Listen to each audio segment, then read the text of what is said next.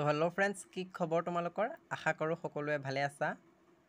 তো আজি মই ক্লাছ 12ৰ অৰ্থাৎ HS ছেকেণ্ড ইয়াৰ ছাত্ৰ ছাত্ৰীসকলৰ বাবে এডুকেশ্যনৰ যিটো 2 নম্বৰ লেচন আছে অগতানুগতিক শিক্ষা, সেই লেচনটো আজি মই তোমালোকৰ বাবে লৈ আহিছোঁ। গতিকে তোমালোকে ভিডিঅ'টো স্কিপ নকৰাকৈ আৰম্ভণিৰ পৰা শেষলৈকে চাই যোৱা। তো আজি মই তোমালোকৰ বাবে লৈ আহিছোঁ এডুকেশ্যনৰ অগতানুগতিক শিক্ষা অৰ্থাৎ নন ফৰ্মেল এডুকেশ্যন। এই লেচনটো পৰীক্ষাত এই লেচনটোৰ পৰা 10 মাৰ্কছ আহে। গতিকে আজি তোমালোকে এই লেচনটো ভালদৰে চাই যোৱা। গতিকে আজিৰ ভিডিঅ'টো ষ্টাৰ্ট কৰিছোঁ। তো অগতানুগতিক শিক্ষা এই লেচনটোৰ পৰা পৰীক্ষাত 10 নম্বৰ আহে। গতিকে তোমালোকে এই লেচনটো ভালদৰে গুৰুত্ব দি যাবা। আমি জানো যে এডুকেশ্যনৰ প্ৰতিটো লেচনৰ আমি কনচেপ্টবোৰ ক্লিয়াৰ হ'ব লাগিব। প্ৰতিটো লেচনৰ কনচেপ্টবোৰ যদি আমাৰ ক্লিয়াৰ থাকে তেনেহ'লে পৰীক্ষাত যিয়ে প্ৰশ্ন নাহক আমি সকলোবোৰ কুৱেশ্যন আনচাৰ ছল্ভ কৰিবলৈ পাৰিম। গতিকে অগতানুগতিক শিক্ষা, এতিয়া আমি জানিব লাগিব যে শিক্ষা মানে কি। শিক্ষা মানে হৈছে এটা জীৱন প্ৰক্ৰিয়া যি আমাৰ জন্মৰ পৰা মৃত্যুৰ পৰ্যন্তলৈকে চলি থাকে। গতিকে সেইটোকে আমি শিক্ষা বুলি ক'ব পাৰোঁ। এতিয়া ইয়াত কৈছে অগতানুগতিক শিক্ষা অৰ্থাৎ নন ফৰ্মেল এডুকেশ্যন। গতিকে আমি এই অধ্যায়ত জানিম যে অগতানুগতিক শিক্ষা কাক বোলে, ইয়াৰ প্ৰকাৰসমূহনো কি কি। গতিকে ব'লাচোন আজিৰ ভিডিঅ'টো আৰম্ভ কৰোঁ।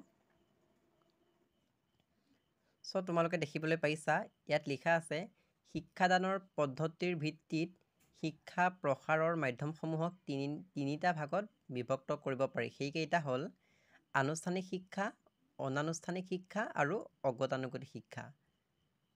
গতিকে আনুষ্ঠানিক শিক্ষা মানে কি, আমি জানো যে বিদ্যালয়ৰ ভিতৰত যি শিক্ষা প্ৰদান কৰা হয় সেইটো হৈছে আনুষ্ঠানিক শিক্ষা। এতিয়া আমি জানিব লাগিব যে অগতানুগতিক শিক্ষা মানে কি। গতিকে অগতানুগতিক শিক্ষা মানে কি ইয়াত আছে, তোমালোকে এইখিনি পঢ়ি চাই ল'বা আৰু মই মেইন টপিকবোৰহে কৈ যাম, মেইন পইণ্টবোৰ। গতিকে তোমালোকে চাই যোৱা। এতিয়া জানি লোৱা যে অগতানুগতিক শিক্ষাৰ অৰ্থ অৰ্থাৎ meaning of non formal education. অগতানুগতিক শিক্ষা মানেনো কি ইয়াত আমি পাম। গতিকে তোমালোকে চোৱা। স্কুলৰ বাহিৰৰ ল'ৰা ছোৱালীক আনুষ্ঠানিক শিক্ষা প্ৰদানৰ যি ব্যৱস্থা কৰা হয় তাকে অগতানুগতিক শিক্ষা বুলি কোৱা হয়। গতিকে অগতানুগতিক শিক্ষা মানে কি, আমি জানো যে আনুষ্ঠানিক শিক্ষা মানে হৈছে স্কুলৰ ভিতৰত যিখিনি মানে শিক্ষা প্ৰদান কৰা হয় শিক্ষাৰ্থীসকলক, অৰ্থাৎ স্কুলৰ মাজত আবদ্ধ কৰি ৰখা হয়। যিসকল শিক্ষাৰ্থীক শিক্ষা প্ৰদান কৰে বা শিক্ষা দিয়ে সেই শিক্ষাটো কোৱা হয় আনুষ্ঠানিক শিক্ষা। এতিয়া ইয়াত কৈছে যে স্কুলৰ বাহিৰৰ ল'ৰা ছোৱালীক আনুষ্ঠানিক শিক্ষা প্ৰদানৰ যি ব্যৱস্থা কৰা হয়, অৰ্থাৎ স্কুলৰ ভিতৰত শিকোৱা শিক্ষাখিনিৰ বাহিৰে মানে বাহিৰা নলেজ, বাহিৰা জ্ঞান শিকায়। অৰ্থাৎ স্কুলৰ বাহিৰৰ ল'ৰা ছোৱালীক আনুষ্ঠানিক শিক্ষা প্ৰদানৰ যি ব্যৱস্থা কৰা হয় তাকে অগতানুগতিক শিক্ষা বোলে। তো তোমালোকে উত্তৰটো এনেকৈ লিখিব পাৰা যে স্কুলৰ বাহিৰৰ ল'ৰা ছোৱালীক আনুষ্ঠানিক শিক্ষা প্ৰদানৰ বিকল্প স্বৰূপে যি শিক্ষা ব্যৱস্থা প্ৰদান কৰা হয় বা গ্ৰহণ কৰা হয় তাকে অগতানুগতিক শিক্ষা বুলি কোৱা হয়। এই এনচাৰটো তোমালোকে এনেকৈও লিখিব পাৰা। গতিকে অগতানুগতিক শিক্ষা মানে কি আমি জানিলোঁ যে স্কুলৰ বাহিৰত ল'ৰা ছোৱালীক আনুষ্ঠানিক শিক্ষা প্ৰদানৰ বিকল্প স্বৰূপে যি শিক্ষা ব্যৱস্থা প্ৰদান কৰা হয় তাকে অগতানুগতিক শিক্ষা বুলি কোৱা হয়। গতিকে অগতানুগতিক শিক্ষা সকলোবোৰ শিক্ষাৰ্থীয়ে লাভ কৰিব পাৰে বা আহৰণ কৰিব পাৰে। ইয়াৰ লগে কোনো পাৰ্চেণ্টেজ নালাগে, কোনো যোগ্যতা নালাগে। এই অগতানুগতিক শিক্ষা সমাজৰ সকলো শ্ৰেণীৰ লোকে গ্ৰহণ কৰিব পাৰে, অৰ্থাৎ দুখীয়া হওক বা ধনী হওক সকলো ল'ৰা ছোৱালীয়ে এই শিক্ষা গ্ৰহণ কৰিব পাৰে। গতিকে এই প্ৰশ্নটো পৰীক্ষাত আহে। গতিকে এই লেচনটোৰ পৰা অগতানুগতিক শিক্ষাৰ ওপৰত যিয়ে কুৱেশ্যন নাহক কিয় এই অগতানুগতিক শিক্ষা কাক বোলে এই কনচেপ্টটো আমি লিখিব লাগিব। যদিহে পৰীক্ষাত প্ৰশ্ন আহে যে অগতানুগতিক শিক্ষাৰ বৈশিষ্ট্যসমূহ আলোচনা কৰা, তেতিয়া আমি আনচাৰটো এনেকৈ লিখিব লাগিব। অগতানুগতিক শিক্ষা কাক বোলে সেই কনচেপ্টটো আমি লিখি ল'ব লাগিব। তাৰ পিছতহে আমি সেই বৈশিষ্ট্যসমূহ লিখিব পাৰিম আৰু এনেকৈ লিখিলেহে আমাক ফুল মাৰ্কছ দিব। গতিকে তোমালোকে অগতানুগতিক শিক্ষা কাক বোলে ইয়াৰ অৰ্থটো তোমালোকে মনত ৰাখিবা। এই লেচনটোৰ পৰা যিয়ে কুৱেশ্যন নহওক কিয় অগতানুগতিক শিক্ষাৰ ওপৰত তোমালোকে সেই কনচেপ্টটো লিখিবই লাগিব। অৰ্থাৎ অগতানুগতিক শিক্ষা কাক বোলে সেই আনচাৰটো তোমালোকে লিখিবই লাগিব। গতিকে অগতানুগতিক শিক্ষা কাক বোলে তোমালোকে মুখস্থ কৰি থ'বা আৰু কনচেপ্টটো ক্লিয়াৰ কৰি থ'বা। তো আমি এতিয়া জানিলোঁ যে অগতানুগতিক শিক্ষা কাক বোলে। এতিয়া প্ৰশ্ন হ'ল যে অগতানুগতিক শিক্ষাৰ সংজ্ঞা, অৰ্থাৎ অগতানুগতিক শিক্ষাৰ সংজ্ঞাৰ ওপৰত প্ৰশ্ন আহে। অগতানুগতিক শিক্ষাৰ সংজ্ঞা লিখা এনেকৈ 2 মাৰ্কৰ এটা প্ৰশ্ন আহে, টেষ্ট পৰীক্ষাত আহে এই প্ৰশ্নটো। গতিকে ইয়াত বিভিন্ন ধৰণৰ সংজ্ঞা আছে, তোমালোকে চাই ল'বা, তোমালোকৰ কিতাপত আছে। গতিকে JP নায়কৰ মতে কি আছে তোমালোকে চাই ল'বা। গতিকে অগতানুগতিক শিক্ষাৰ ওপৰত এটা সংজ্ঞা আহে, গতিকে সংজ্ঞাটো তোমালোকে যিটো সহজ পোৱা তোমালোকে চাই ল'বা আৰু এটা মুখস্থ কৰি থ'বা। তাৰপিছত এতিয়া আমি আলোচনা কৰিম অগতানুগতিক শিক্ষাৰ বৈশিষ্ট্যসমূহ। অৰ্থাৎ প্ৰতিটো শিক্ষাৰ কিছুমান নিজা নিজা বৈশিষ্ট্য থাকে, গতিকে ঠিক একেদৰে অগতানুগতিক শিক্ষাৰো কিছুমান বৈশিষ্ট্য আছে, গতিকে বৈশিষ্ট্যসমূহ চাই যোৱা। প্ৰথম 1 নম্বৰতে আছে সমাজৰ প্ৰতিটো শ্ৰেণীৰ লোকৰ বাবে এই শিক্ষা ব্যৱস্থা প্ৰৱৰ্তন কৰা হৈছে। এইটো হৈছে অগতানুগতিক শিক্ষাৰ এটা বৈশিষ্ট্য। অৰ্থাৎ সমাজৰ প্ৰতিটো শ্ৰেণীৰ লোকৰ বাবে, অৰ্থাৎ ধনী দুখীয়া ইয়াত কোনো কথা নাই বা পাৰ্থক্য নাই। অৰ্থাৎ সমাজৰ দুখীয়া ধনী সকলো লোকৰ বাবে, ধনী দুখীয়া সৰু ল'ৰা ছোৱালী ডাঙৰ সকলো লোকৰ বাবে এই শিক্ষা ব্যৱস্থা প্ৰৱৰ্তন কৰা হৈছে। এইটো হৈছে অগতানুগতিক শিক্ষাৰ এটা প্ৰধান বৈশিষ্ট্য। 2 নম্বৰতে আছে অগতানুগতিক শিক্ষাৰ পৰিসৰ অত্যন্ত ব্যাপক, সমাজমুখী আৰু গণতান্ত্ৰিক। অৰ্থাৎ অগতানুগতিক শিক্ষাৰ পৰিসৰটো বহুত বহল হয়, অৰ্থাৎ ব্যাপক, অৰ্থাৎ সকলো লোকে ইয়াক গ্ৰহণ কৰিব পাৰে আৰু সমাজমুখী হয়, সমাজৰ লগত ইয়াত বহুত জড়িত হৈ আছে, গণতান্ত্ৰিক হয়।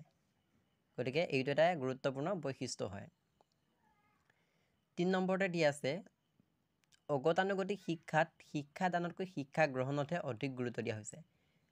অগতানুগতিক শিক্ষাত শিক্ষাদানতকৈ, অৰ্থাৎ শিক্ষা যি দান কৰা হয় সেই শিক্ষাদানতকৈ যোনে বেছিকৈ সেই শিক্ষা লাভ কৰিব পাৰে, অৰ্থাৎ শিক্ষা গ্ৰহণতহে অধিক গুৰুত্ব দিয়া হৈছে। অৰ্থাৎ পাৰ্চেণ্টেজৰ ওপৰত গুৰুত্ব দিয়া হৈছে, কোনে বেছিকৈ গ্ৰহণ কৰিব পাৰে এই শিক্ষাটো বা কোনে বেছিকৈ লাভ কৰিব পাৰে তাৰ ওপৰতহে গুৰুত্ব দিয়া হৈছে।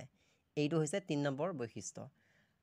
4 নম্বৰতে কৈছে এনে প্ৰকাৰৰ শিক্ষাত বয়সৰ কোনো বাধ্যবাধকতা নাথাকে। অৰ্থাৎ এই শিক্ষাত, অৰ্থাৎ অগতানুগতিক শিক্ষাত বয়সৰ কোনো পাৰ্থক্য নাই, বয়সৰ লগত কোনো কথা নাই, সকলো লোকে এই শিক্ষা গ্ৰহণ কৰিব পাৰে। আৰু 4 নম্বৰতে বা 5 নম্বৰতে কৈছে এই শিক্ষা ব্যৱস্থাত শিক্ষাৰ্থীয়ে ডাকযোগে পঠাই দিয়াৰ ব্যৱস্থা থাকে। অৰ্থাৎ যোগাযোগৰ ব্যৱস্থা থাকে, ডাকযোগৰ শিক্ষা ব্যৱস্থা থাকে এই শিক্ষাত। 6 নম্বৰতে আছে এনে প্ৰকাৰৰ শিক্ষাত পাঠ্যক্ৰম অনুযায়ী শিক্ষাবিদ নাইবা অভিজ্ঞ শিক্ষকৰ দ্বাৰা পাঠ্য প্ৰস্তুত কৰি শিক্ষাৰ্থীলৈ ডাকযোগে পঠাই দিয়াৰ ব্যৱস্থা থাকে। অৰ্থাৎ এই প্ৰকাৰৰ শিক্ষাত শিক্ষাবিদ নাইবা অভিজ্ঞ শিক্ষকৰ দ্বাৰা, অৰ্থাৎ বিভিন্ন ধৰণৰ অভিজ্ঞ শিক্ষকৰ দ্বাৰা পাঠ্য প্ৰস্তুত কৰি শিক্ষাৰ্থীলৈ অনলাইনৰ যোগেদি নোটছবোৰ পঠাই দিব পাৰে। অৰ্থাৎ ডাকযোগৰ মাধ্যমেৰে পঠাই দিয়াৰ ব্যৱস্থা আছে। কি শিক্ষাত আছে? এই অগতানুগতিক শিক্ষাত এই প্ৰক্ৰিয়াটো আছে।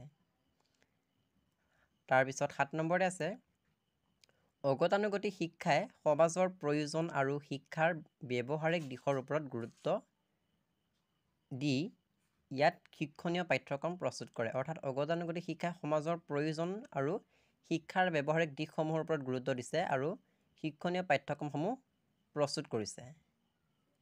8 নম্বৰতে আছে অগতানুগতিক শিক্ষাই দেশৰ সৰ্বসাধাৰণ লোকৰ মাজত নিৰক্ষৰতা আৰু অজ্ঞতা দূৰ কৰিব পাৰে।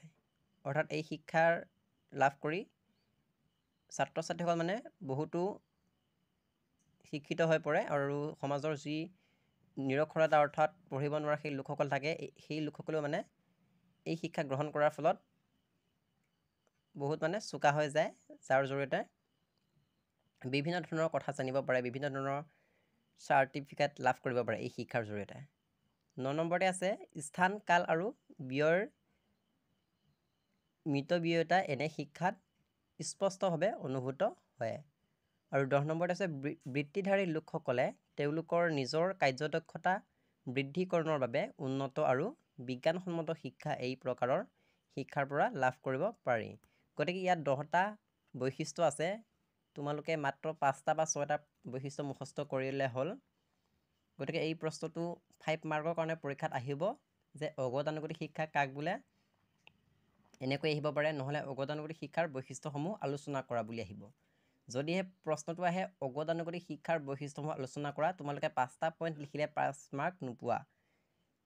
প্ৰতিটো লেচনৰ যদিহে বৈশিষ্ট্যসমূহ আলোচনা কৰা এনেকৈ প্ৰশ্নটো আহে, তোমালোকে কনচেপ্টটো লিখিব লাগিব। অৰ্থাৎ অগতানুগতিক শিক্ষা কাক বোলে সেই আনচাৰটো লিখি লৈহে তোমালোকে বৈশিষ্ট্যসমূহ লিখিব লাগিব। যদিহে অকল তোমালোকে বৈশিষ্ট্যসমূহ লিখি দিয়া তেনেহ'লে 5 মাৰ্কৰ পৰা তোমালোকক 3 মাৰ্ক দিব। গতিকে প্ৰতিটো লেচনৰ সেই কনচেপ্টটো লিখিব লাগিব, অৰ্থাৎ অগতানুগতিক শিক্ষা কাক বোলে সেইটো তোমালোকে লিখি ল'বা। তাৰ পিছতহে ইয়াৰ বৈশিষ্ট্যসমূহ 4টা বা 5টা যদি তোমালোকে লিখি দিয়া তেতিয়াহ'লে 5 নম্বৰ দিব। গতিকে কনচেপ্টটো ক্লিয়াৰ কৰি ল'ব লাগিব প্ৰতিটো লেচনৰ প্ৰতিটো কুৱেশ্যন। গতিকে এই প্ৰশ্নটো পৰীক্ষাত আহিব, তোমালোকে এতিয়াৰ পৰা যদি মুখস্থ কৰি থোৱা তেনেহ'লে ফাইনেল পৰীক্ষাত এই প্ৰশ্নটো কিন্তু আহে, প্ৰতিবাৰে আহে। গতিকে ফাইনেল পৰীক্ষাত আৰু টেষ্ট পৰীক্ষাত আহিব এই প্ৰশ্নটো, তোমালোকে এতিয়া মুখস্থ কৰি থৈ দিবা, তেতিয়া তোমালোকে 5 মাৰ্কছ পাই যাবা। এইটো কমন কুৱেশ্যন হয়, পৰীক্ষাত আহি থাকে। ইয়াত লিখা আছে পিছপৰা অৱহেলিত লোকৰ প্ৰয়োজন, অৰ্থাৎ পিছপৰা লোকসকলৰ বাবে এই অগতানুগতিক শিক্ষা ব্যৱস্থাটো গুৰুত্ব দিয়া হৈছে। তাৰপিছত আৰু এটা প্ৰশ্ন আহে যে অগতানুগতিক শিক্ষাৰ উদ্দেশ্যসমূহ লিখা। ইয়াত উদ্দেশ্য আছে আৰু উদ্দেশ্য বৈশিষ্ট্য একে হয়, তোমালোকে কিতাপত আছে, উদ্দেশ্যসমূহ চাই ল'বা। যদি তোমালোকে বৈশিষ্ট্যসমূহ মুখস্থ নকৰা, উদ্দেশ্যসমূহ মুখস্থ কৰিলেও হৈ যাব। অৰ্থাৎ বৈশিষ্ট্য আৰু উদ্দেশ্য একে হয়। গতিকে তোমালোকে বৈশিষ্ট্যকেইটা মুখস্থ কৰিবা, বৈশিষ্ট্যকেইটা ইজি হয়। বৈশিষ্ট্যকেইটা মুখস্থ কৰিলে তোমালোকে উদ্দেশ্যকেইটা মুখস্থ এক্সট্ৰাকৈ কৰিব নালাগে। বৈশিষ্ট্য আৰু উদ্দেশ্য একে হয়, গতিকে তোমালোকে বৈশিষ্ট্যকেইটা মুখস্থ কৰি থ'বা। পৰীক্ষাত যদি উদ্দেশ্য কেইটা আহে তোমালোকে বৈশিষ্ট্যকেইটা লিখি দিলে মাৰ্কছ লাভ কৰিবা। গতিকে ইয়াত বৈশিষ্ট্যকেইটা আছে, তোমালোকে চাই ল'বা। ঠিক একেদৰে ইয়াতো বৈশিষ্ট্যকেইটা আছে, অৰ্থাৎ আমি ইয়াৰ বৈশিষ্ট্য বা উদ্দেশ্য বুলি এনেকৈ লিখিব পাৰোঁ যে অগতানুগতিক শিক্ষা আমাৰ জ্ঞান আহৰণৰ বাবে প্ৰয়োজন হয়, সেইটো আমি বৈশিষ্ট্য বা উদ্দেশ্যত লিখিব পাৰোঁ। আৰু লিখিব পাৰোঁ যে অগতানুগতিক শিক্ষাত বিভিন্ন ডিগ্ৰী, ডিপ্ল'মা আদি চাৰ্টিফিকেট প্ৰদান কৰা হয়, এনেকৈ আমি লিখিব পাৰোঁ। বা জ্ঞান আহৰণৰ বাবে অগতানুগতিক শিক্ষাৰ অতি প্ৰয়োজন, এইকেইটা আমি উদ্দেশ্যত লিখিব পাৰোঁ। বা বৈশিষ্ট্যকেইটা তোমালোকে উদ্দেশ্যত লিখি দিবা, আনচাৰ হৈ যাব আৰু মাৰ্কছ পাই যাবা।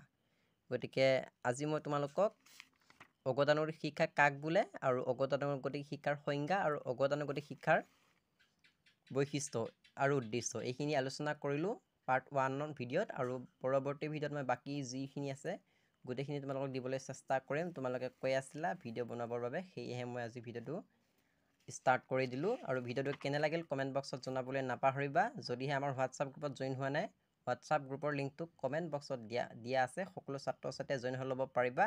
আৰু তোমালোকক কিহৰ ওপৰত ভিডিঅ' লাগে তোমালোকে কমেণ্ট কৰি জনাবা। তো আজি মই তোমালোকক সৰু সুৰা এটা ভিডিঅ' আগবঢ়ালোঁ। যদি এই ভিডিঅ'টো চাই ভাল লাগিলে চেনেলটো ছাবস্ক্ৰাইব কৰি লোৱা পৰৱৰ্তী পৰ্যায়ত এনেধৰণৰ ভিডিঅ' পাবলৈ। আৰু যদিহে ভিডিঅ'টো চাই ভাল লাগিছে লাইক কৰা, কমেণ্ট কৰা। আজিলৈ ইমানেই, ধন্যবাদ।